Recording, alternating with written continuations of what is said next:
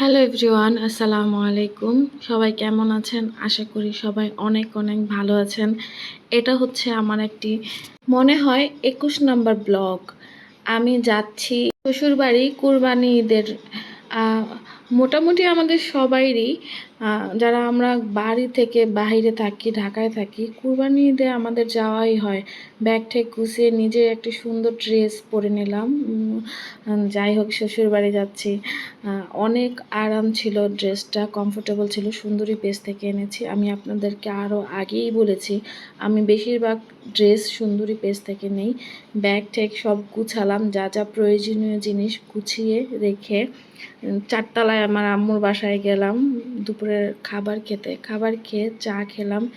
এরই মধ্যে ঝুম বৃষ্টি, এত বৃষ্টি বের হওয়াই যাচ্ছে না।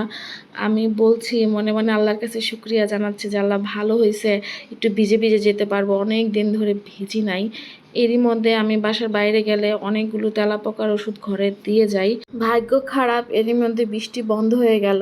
আমার মেয়েরা কোথাও যাওয়ার কথা শুনলে অনেক খুশি হয়, আর নতুন জামা পরলেই ওরা ঘুরে জামা ফুলে ওদের কাছে অনেক ভালো লাগে। ওরা বাইরে যেতেই পছন্দ করে, আর মাশাআল্লাহ আলহামদুলিল্লাহ ওরা সবসময় হাসি খুশি থাকে।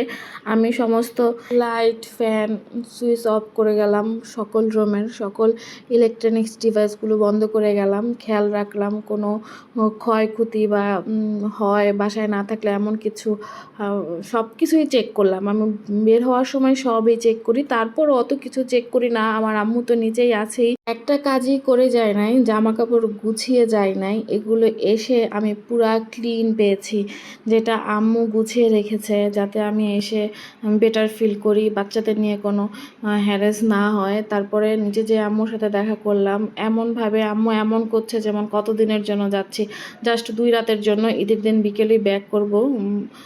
আম্মু আমাকে এমনভাবে বিদায় দিচ্ছে যে কত দূরে যাচ্ছি। নিচে নেমে দেখি গ্যারেজে অনেক গরু চলে আসছে। আমার মেয়ে আবার একটু আদর করে দিল।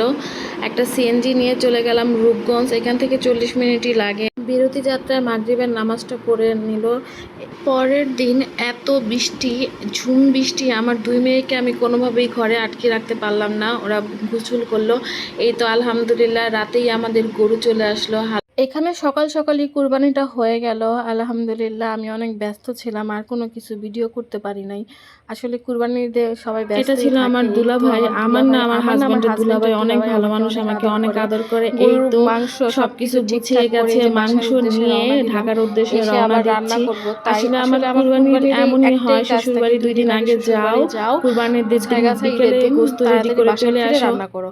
আল্লাহ হাফেজ, আসসালামু আলাইকুম।